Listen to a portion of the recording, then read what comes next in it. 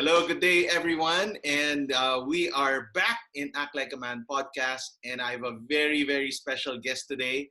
I've invited one of my good friends. See him in church every week. And he is one of those famous guys in the toy industry. And dahil very interesting po ang topic natin ngayon. My guest for today is a businessman. He's a toy clothing producer. He's into toy clothing production. He's been a consistent Toycon awardee. No, it's been years that I would always hear his name, and I would say that's my friend, right? And to a point na lagi na po siyang nananalo that they said you can no longer join Toycon here in the Philippines, and so he's been now well known all around the world. And our topic for today is turning your passion into profit. So let's all welcome our guest, none other than Mr. Bleau Aquino. Hi, Blue. Hi. Oh, hello. Good afternoon, Pastor Dennis. Hello. Yan, ang ganda-ganda ng background mo, Blue. Salamat. Sorry lang. Because I know Yes. Blue's collection, one time I bribed my kids. Sabi ko, guys, can you call Tito Blue so we can go to his house so I can see all his toys? You guys are always welcome here. Kaming impromptu family date in your house. We just stayed there for, I think, 3 hours in your room. Looking at every action toy figure that you have. And amazed kami. And since Green Hills boy din kami, naming mga toy collection din, no, that we're doing. Now, Blue, introduce yourself. Maybe give a brief background of what you do, who you are, and how you entered into this passion first. Okay, thank you, Pastor Dennis. Well, my name's Bleau Aquino, and I consider myself a toy figure clothing producer. So people would normally ask me if what I do, it's basically we make clothing for toys like this one. They're about 12 inches tall. Some would say Barbie, but for us men, it's called an action figure. Okay. So this is the size that we do. We make the clothing for different people who would want to have a special, memorable toy that is not produced or available elsewhere. And we started off doing it private for private individuals or private collectors, but now we have clients who are actually toy manufacturers, and we start doing prototyping for their clothes for the licenses that they get. Yeah. So, toy collector ka na nung 80s pa lang when you were a kid? Yeah. Actually, I was blessed to have ninongs and ninangs who would give me gifts. And every Christmas, what I would do is collect all my toys and display them in our Christmas tree. So as a kid, I was already passionate about it. But, you can't get everything when you're a kid. I had this dream toy that I never got. Remember Voltes 5 was a hit? Yes. During the 70s, right? And I never got that toy. So I eventually got a hand-me-down, but just 3 parts. Yung head, yung arms, tsaka yung kamay, wala pang hands. Talaga. So I was so frustrated with that. I guess that's what got me into toy collecting again when I started working. Okay. Because when I started earning income, I want to collect this toy, So anong kinolect? What was your collection? What was your very first collection? I started with superheroes and robots. The 70s robots were my favorite talaga. Ooh. And I noticed that the prices were good investments actually, the robots from the 70s. Because some of them are already around 150 to 300,000 pesos now for a very good mint condition Voltes 5. So if you're able to keep that, I think before it's 1,000 pesos. So that's times 300 now. Grabe, parang some cases, yeah. When did you start turning your passion of toy collecting into a business, or try to earn income from it? Okay. That was basically 2013 is the official start of G-Wiz Customs. I made a name for my studio. It's called G-Wiz Customs. I made a Facebook page and I started posting pictures of the stuff that I did just for myself, because I would join, you mentioned Toycon before, I would join the contest for toy photography. And the initial contest that I joined was actually, they allowed digital manipulation or editing. So my brother and I joined that contest. We took a photo of Voltes 5, and then we heavily edited it. And we were so proud of that work. But then we lost. We lost that contest because it was still photographers who were judging it. And of course, real photographers would always like the most minimal editing work being done. So ours turned out to be like a graphic composite already. So the following week, the following year, I took that as a challenge. So I made the diorama, and then using whatever's available in the house, like a magazine rack. I used we had tiny bottles of like beer bottles. I made a scene wherein Batman and Joker were like fighting in an alleyway, and it was like grungy, so puro basura lang mga nakalagay. And it worked. That diorama actually, um, I took a photo. That photo won the contest, and then I also joined I joined that diorama in the diorama contest, and that diorama actually won too. Okay. And then somebody bought the diorama, and it gave me ting an idea na parang, hey, Okay lang ba I can make malaman money out of this. how much was it nung nabenta mo? Before, before I think I was, if I'm not mistaken, I was able to sell the diorama for around 25,000 Wow. for the Pero diorama. ngayon, dahil si Bleau Aquino ka na, magkano na yung diorama ngayon pag ginawa mo ulit for... It depends, really. It really depends, Pastor Dennis. There's so many parameters. I've actually stopped making dioramas because it's too time consuming for me. No? But making diorama, it depends on the scene and what's required. And really, right now, there are a lot of very, very good artists out there who would probably do a much, much better job than I would. That's why I actually shied away from that and from making dioramas. But I think what made me win the dioramas before when I was in Toycon was because of the ideas, the concepts that I made. Back in the day, wherein I'm sure you've seen holographic advertisements right now already out in the market, right? But before that was I made a diorama with a hologram, with things popping up in 3D form, and that actually also caught the attention of people. People were so amazed by that. So how So did you it's like start? these tiny ideas that were really getting people interested into looking at what I do. So turning it now into a business. Na I know it's now a full-blown business for you. May Yeah. parang tailoring ka for the toys. Now, how did you start? Yes. Ikaw lang ba yan? Was it a one-man team when you started, or you had a group of people? Uh, I definitely have seamstress. I have tailors under me. okay. Okay, they actually do the sewing.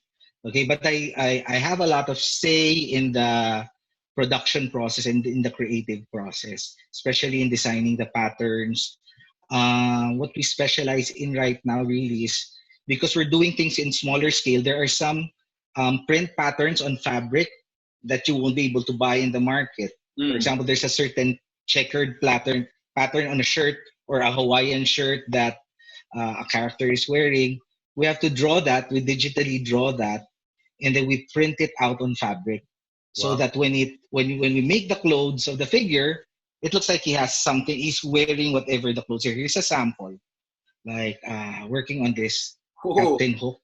grabe, sobrang ano. This is yeah. So these were all drawn and printed, but we're not yet finished. This is just a prototype. This is just the actually second stage. The first stage was making the pattern. The first stage was making the pattern. Second stage is this. We print it. Third stage will be embroidering this. So the reason why we go into this stage is to see if everything falls into the proper place. So this How is the long, clothing how worn long by yung Dustin process? Hoffman. Oh, this took long. I think it took us 2 months already. Wow. And now because of ECQ, I couldn't go to the embroidery shop, so we could continue this. So this is on hold right now. But this is an unfinished work. Would that be So an this is just order? something I showed Yeah. the client, huh? Would that be an order already? That's an Yes, this order. is an order. This is a run that's gonna be made by someone from the US. Wow. And once we complete this prototype and take pictures, he would start taking orders for this, and we'll be doing the clothing. Galing. So that's an example of what we do. So very tedious yung process. No, it's not just the tailoring that's important. Of course, that's a big aspect also, putting the panels together, but making sure that each of these things fall into the right place. The pocket designs will Mm. fall into the right. This requires a lot of trial and error on our end. So this is where I come into play in the production and in the selection of the fabrics, and in looking at new technologies that we could use to print the fabric. Yeah. Blue, meron ako ano, no, you said about you have Mm-hmm. a seamstress but you're the creative designer. One of the things na sobra kong na-appreciate only in the past 2 years is the Mm-hmm. man behind the creative design. I remember we had this guy na sobrang galing na Mm-hmm. karpintero, no? Pero nawala yung Okay. partner niya na taga-design, no? Nag-ibang Uh-huh. bansa. So kinuha namin yung Uh-huh. karpintero, may pinagawa kami, hindi niya talaga makuha. Pero pag tinignan namin yung work nila nung dalawa sila, Mm-hmm. super Mm-hmm. ganda ng mga condo na dinesign. You know, the furniture was really nice. But when he was Uh-huh. on Uh-huh. his own, without the creative mind, he Yes. wasn't able to produce the kind of work that was needed. No. So, Blue, how do you hone your creative skills when it comes to your business? Okay, one of the most important things in honing my skill, I hone my skills, is because I collect these things. The main reason why I collect them is because I take a look at how the clothing is made and fabricated. How was the print design made? I get to figure out new stuff that I could apply to our tailoring by collecting also other toys. Hmm. So if you ask me why do you have to buy so many toys, it's because of that. Yeah. Because I always need to be updated then with what's currently the trend, what they're using. Like for example, this Wonder Woman. That's not all fabric. It's not made of fabric. So some parts are made of plastic na pala, and then they make it look like fabric. So some techniques like that we get to incorporate in what we do. So, ang creativity rin, no, ang daming research into Mhm. it. You don't just, some Yes, people you kasi really. feel nila pag Oh, artist, oh, artist oh. lang na Yeah. pagkabuka nun, tapos Well, na eh. it's also kailangan din na you could also create on your own, ano, make something innovative that they haven't done yet. But also, you also have to know what they're doing right now to be able to do Nice. that. Ano rin, mga diskarte, experiment and a lot of trial and error. So, sa lahat So, ng na-stuck sa bahay, research tayo. Di ba? To become better. actually importante. Right now talaga if you feel na puro Netflix ka lang or puro YouTube lang ginagawa mo right now or TikTok, I have nothing against that pero maybe try to choose some things that wherein you could hone something. If you're watching Netflix, then maybe your passion is directing or making a film, then try to see what makes that film good. Diba? Yeah, you know, I So, teach public speaking, Blue. That's one of the things okay. na lagi kong pinopoint out sa mga speakers. Mm-hmm. Don't just look at the content, look at even the style, or sa previous Yes. tawag nila doon homiletic how they the Ah, homily, no, how they okay. tone paano Mm. niya nakuha yung thought process na yon to come to this. If this is a great teacher, ano kaya yung Oo. thought process niya behind everything? And I think you have Tama. that. It's very innate in you that when you see Mhm, something, you mhm. try to study already while other people Yeah. are just looking at the Mhm. story and crying. You're already looking at the Mhm, costume, mhm, the mhm, color, the mhm, texture. mhm. And it's Yeah. something that yung sabi mo nga kanina, it's something that's innate. So for those of you na hindi innate sa inyo, it has to be something very intentional that you have to become better at your craft. I guess it's in the things that I like. Like I watch a lot of animation. I like watching the special effects movies, and I always keep an open mind and wonder how did they achieve that costume? How did they make that costume on Captain America? What kind of fabrics do you think they used on that? And that I think that creative exercise or process is the one Yeah. that Which that a just normal makes guy me, like me won't do habang nanonood ng Avengers. Ano kaya yung tela na ginamit ni ano, di ba? Parang, pero sa Diyos sobrang natural na, uy, ang ganda ng yeah, yeah, yeah. Mm-hmm, mm-hmm. galing, no? I guess it comes in naturally because since I make toy clothing now, I'd always take a look at the fabrics that they use right now, and you'd notice right now the superhero movies that we see, all of them have textured fabrics. Unlike before, the time of when 1984 Supergirl and Superman came out, it's just plain spandex, diba? Yeah. Because that's how they were drawn in the comics. But now it's really, really more complicated. So each and every fiber of each and every panel has some sort of detail. Vision mo Say that. about your artwork and the things that you do? Because now you're in Manila but you're getting known also worldwide. Parang anong end goal mo dito about your passion? Like anong gusto mong ma-achieve na masabi mo, achieve level na to? Okay. Well, I'd say to have my own toy line brand. I think Wow. that would be the ultimate dream, wherein we would produce everything in Manila, not have it produced in China anymore. Because the problem really right now is that our labor costs are too high and we can't compete.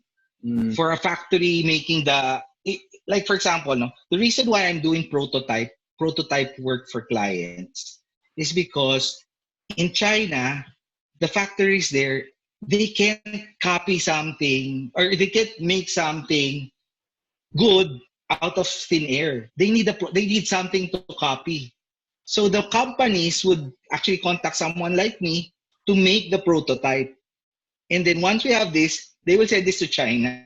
And China will be the one to reproduce this. And they will reproduce this at a very, very, very economical cost for the for the toy brand. That's why they could make money. So eventually, I would hope that we would be able to do that here locally in Manila. Yeah. What are some of your tips for people who wants to turn their passion into something profitable?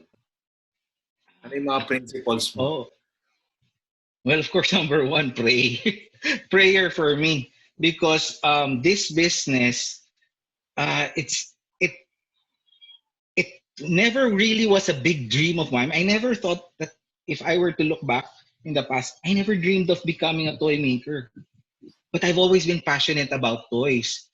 And what I just did was I took a chance, posted it online, and I found appreciation for it. Once you see something that you're good at, I think this is my advice. You see something that you're good at and that you're passionate about, put it out there for the world to see. And then I think the opportunities will you'll be surprised. The world has shrunk because of the internet. No, I wouldn't have imagined having clients from Italy, from Spain, from the US, actually all high COVID number countries. No? But most of my clients are from those countries, actually. Japan. And who am I'm just a guy who works from home, right? So um, for me, if you know you're good at something, show it. Don't put a price on it first. Just see if people will appreciate. If people start liking it, then maybe you could start thinking about monetizing that particular thing that you're good at. I think you just have to be good at something really, and Yeah. then put it out there, and then you'll be able to gauge it if it's something marketable or not. Because the people's reactions, the people's response will tell you that, hey, I'm into something. You're into something good. Because at that time in 2013, when I started G, it actually started December of 2012. I was still working as an art director for a mobile company here in Manila.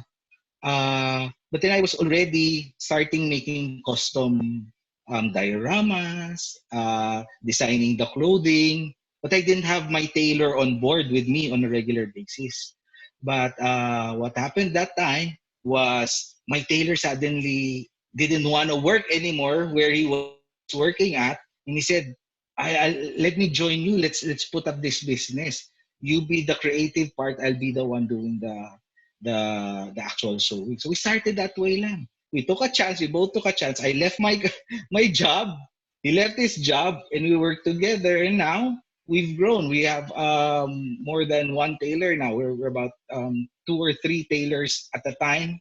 But we keep on also losing some tailors because some actually are not really cut for doing this. Yeah. So, but thankfully, God has allowed us to, to shine and have our work consistently put out there.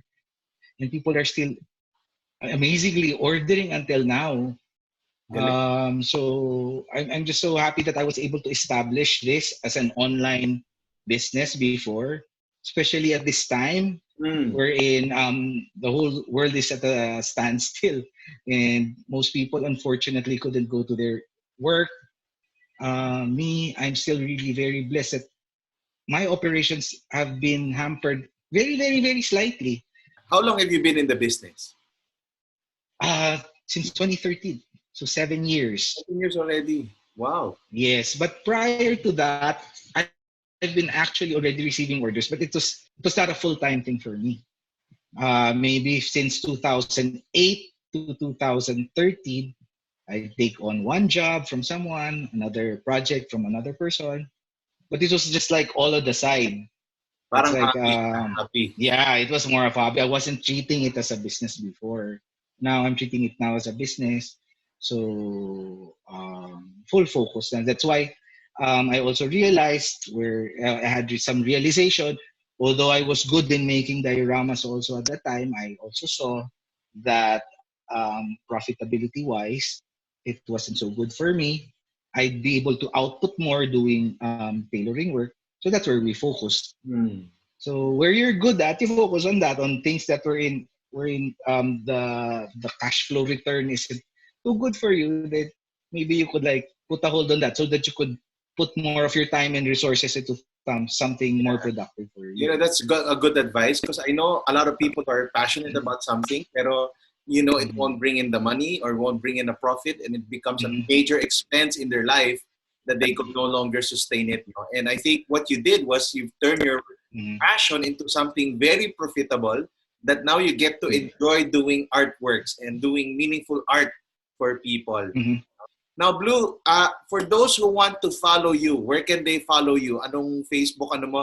So we can write it down on the... Okay, my Facebook page is GWiz Customs. So GEEWHIZ and Okay. then Customs CUSTOMS. All right. And then that's my Facebook page. And then we also have a Facebook website, gwizcustoms.com. All right. Yeah. Okay, so for those who have been listening to this podcast, please go and visit Blue's Facebook page and website. No, but really so Cool. amazed by the things that you have done. Uh, ang mga anak ko nagre-request pa rin bumalik yan after the lockdown. For sure, we will come back. Oh, I see sure. your collection Yes, there. yes, yes. We'd love to have you over. There's I don't know if you were able to see this, the one at my back. It is the new wing. This was the last pieces of shelves that I put. Okay. No, I think we So haven't seen you your could. new wing. Grabe, parang mall, no? Sige, May sige, new wing. sige. Of all the Sige, sige, Pastor Dennis. I can't wait for that. Ano? bonus question lang, no? Of all your All collection, right. anong pinaka-favorite mo? Ah, my favorite is always the latest one eh. Create among my creations ba? Creations or Yes, among collection? your creation. Uh, right now I'd say this one. Uy. This is this is Ben Affleck's Daredevil because a figure came out in 2003 I think of this one but it wasn't too good.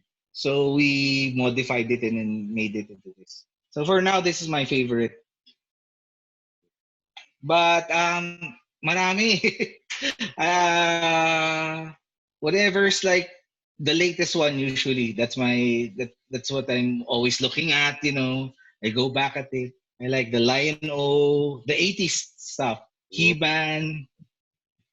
Thank you so much, Blue. Learned a lot from this one.